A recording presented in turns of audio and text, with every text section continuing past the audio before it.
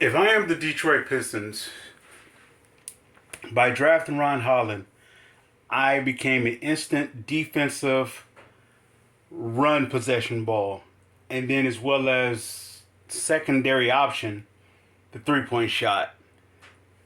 My first pace, my first place, is the pace to floor of running, of just being all out. This is a running team. I can imagine Cade, Holland, Asar, and Fontecchio at the lineup at the same time, with a stretch five. Which I guess you could say a stretch four. It depends if you got Fontecchio at the four or you got Ron Holland at the four, and you just have a big that you could say he sags and just pulls back. The guy who I'm looking for now is a guy like a Kessler. Is a guy like Walker Kessler. Give me a guy like him, or possibly make a play at Laurie Marketing. I look at three possible moves the Pistons can make now, but after drafting Ron Holland. Give me an offensive. Give me an offensive.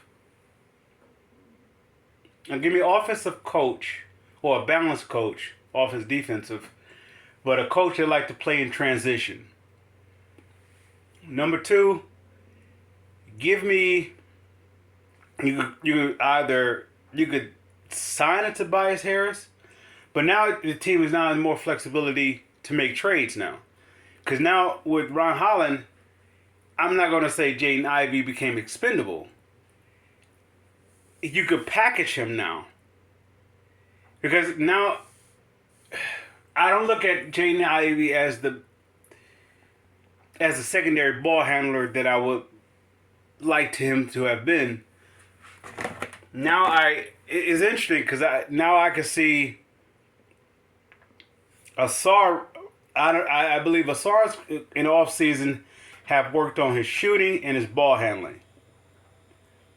Defensively, I believe he don't have to work on that too much, but it's more so it was his shooting and ball handling. If those two traits or intangibles have increased coming this season, Cade does not have to be. What you just did was you eliminated the blitz on Cade, right? Because if you collapse on Cade, running up the ball or pushing up the ball, he have two other ball handlers. Versus with Jaden Ivey, Jaden Ivey is a downhill. If Jaden Ivey was a little bit bigger, taller that is, then it would be his game would be more of a threat. Let's say Ron Holland is a taller version of Jaden Ivey. This is why I say Jaden Ivey is could be expendable.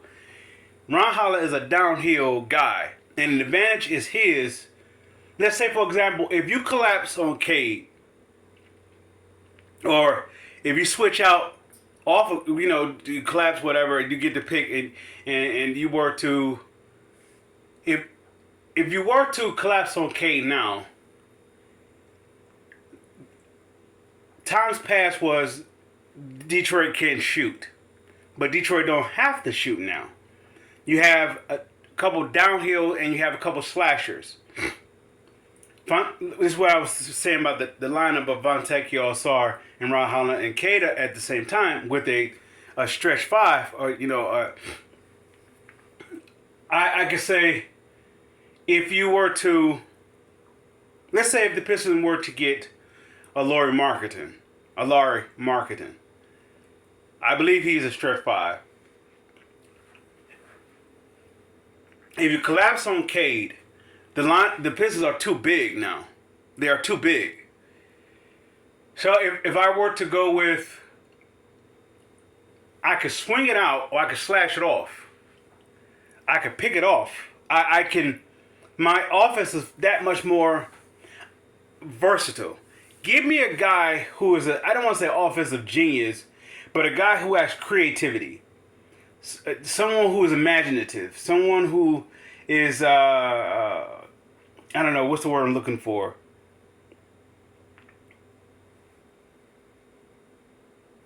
Who just he just I don't know he can. I don't want to call him a savant at offensive schemes, but nonetheless, Detroit just found another way how to beat you without the three ball with Ron Holland on their team, because he's an excellent ball handler. Even if you place him at the four, that's like having Chris Webber without the jump shot, right? If you get a guy who could a big that can hold the ball, I mean, that can run the ball, it's a luxury to have. At the same time, it's not that much harder to fill K's, let's say, what he was lacking, what he was lacking with last year. Players wise, teammates wise. You can now go get a Jeremy Grant if you wanted to. You can now go after a Tobias Harris if you want to. Now, Tobias Harris don't have to be your starter per se. Even though he more likely you would like him as a starter if you're going to pay him 18 to 20, maybe roughly 21 million per. You would like him as a starter, but even if he is coming off your bench, you just made this team that much more versatile. And if they were to somehow to get Walker Kessler or Lauri Markkanen, I would prefer to have either one of those over Nick Claxton, even though Nick Claxton resigned. Nick Claxton is okay. He's a rim protector. This is why I believe they went against the gentleman the center from Connecticut. I believe that's why they didn't pick him, because they want a guy who can shoot, a big that can shoot as defensively. They don't want a guy who just can be a rim protector, a clog down there. You have to be able to do two things: rim protect as well as shoot. So I don't know. I don't know, man. I mean, I'm excited because it's a continuation of what Troy Weaver started. It made this team that much more versatile. Now okay, with what you have on paper now, you fill those so-called shooting woes with talent. Now, if you wanted to go after Zach LaVine, you can, which I wouldn't do, unless there's some way you can get out of his clause if he don't play. Not out of his clause, but his contract is guaranteed. I don't know how to take the Zach LaVine, because if he doesn't show up and play, he's no good. So if you want to go after a Jeremy Grant trade, you can go for that. You can go after somebody now in that tier, that Zach LaVine, Jeremy Grant tier, that is a not offense defensive, but they more so can give you pros on the offensive or defensive side of the ball. Jeremy Grant just having to give you both. So signing somebody like Tobias Harris is like a bonus. That's like a bonus. It definitely put me in the mind of a Corliss Williamson, right? It put me in the mind of that guy who can get you that, who could be a starter in his league, yet he would probably be best fitted as your best reserve. Say, for example, if Tobias was on the Celtics team, would he be starting? Probably not. He'd be your definitely good reserve. So I would like to say that for the Pistons, even though it could be said that the Pistons team is not nowhere near as polished, to even have that form of a luxury to have him coming off the bench, I disagree. If your offense is predicated off of defense and running, right? Defense and running. I understand the three ball is the three ball. However, that team has to pay defense. They may come down and shoot. You're going to have to pay defense. They better hit. If they come down and shoot, they better hit. Why? Because Detroit now is so long now. at your 1, 2, 3, 4 spot, they are long. If you start Cade at the point, and let's say if you went with a Sar at the 2, or if you went Holland at the 2, either way, right?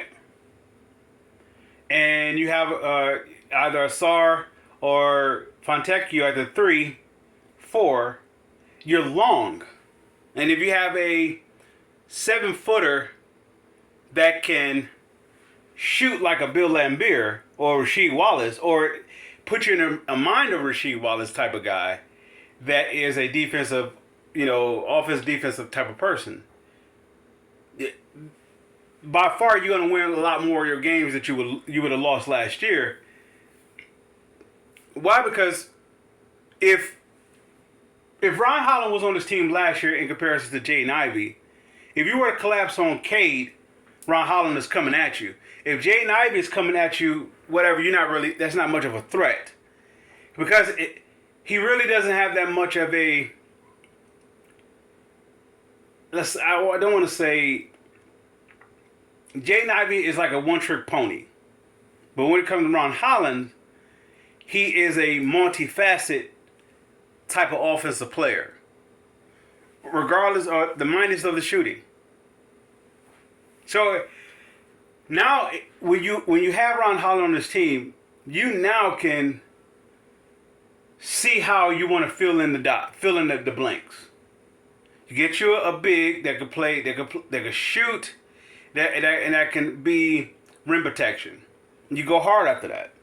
Now you have a guy like, push comes to shove, you have a guy like Ivy, a guy like Stewart. You have money and possibly even trading assets. I mean, draft capital that you can trade for a guy like Lauri Markkanen. That's if Utah is willing to let go. But I don't know. It's going to be interesting how it works out from this point on. Because I think the next domino that needs to fall, free agency is coming up fast. In the next week or so, you're going to start hearing the rumbling about a head coach. This head coach is going to be an offensive-minded head coach, but not like a Flip Saunders offensive-minded head coach. This guy is going to be like I want to say a savant, if you will. Like he's going to be a creative genius, if you will. He just creates. You remember how Mike, like, if I may use an NFL comparison with this, Mike Martz with the Greatest Show on Turf offense, he was like a creative genius. I could see the Pistons get a guy like that. Getting a guy who's a creative genius. My candidate I strongly support is, I want to say, Chris Quinn from Miami. But I don't know. By them drafting Holland, that kind of like changes everything. They already have the head coach in mind. They already have the guy when they drafted Holland, they already have the guy in mind who they're going to get.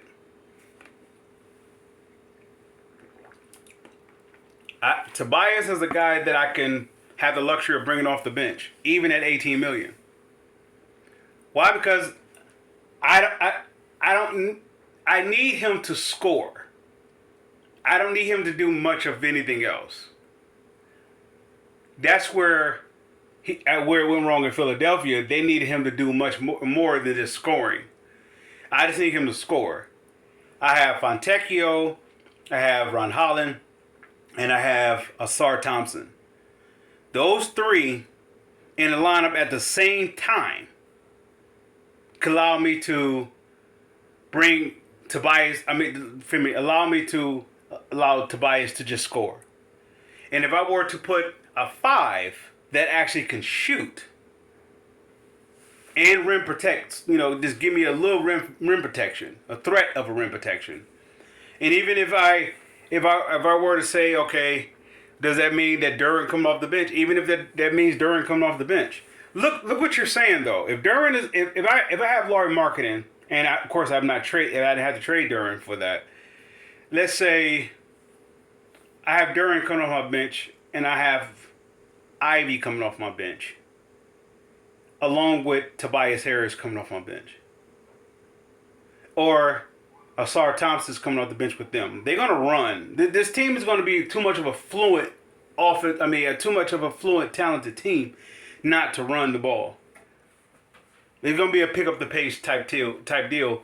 Now they can get their fillers elsewhere with the likes of shooters, but they're not gonna get a guy who we need a guy who just can shoot. They're not gonna get that type of guy. That's why I believe they didn't go after the gentleman from Tennessee, I believe, Dalton Connect. That's why I believe they didn't go after him, because he is just a one-trick pony. He was slow down. He was slow down what they envisioned. Now the problem with what that in comparison to why I believe they had the players in play to do it last year. What I'm saying they could do this year. Monty Williams wasn't that type of mindset. I believe that he was here just to lose, and for the backlash, they paid him $65 million for it. So anyway, that is me just speculation, but yeah, I don't know. I can see the Pistons now being a little bit aggressive. Now you don't have to trade. You have flexibility now. You because every team is not a 3-point specialist team. Yet, if the Celtics won the title, they won the title off of just being a better team over Dallas. They are a better team. With that said, Pistons fans, I salute.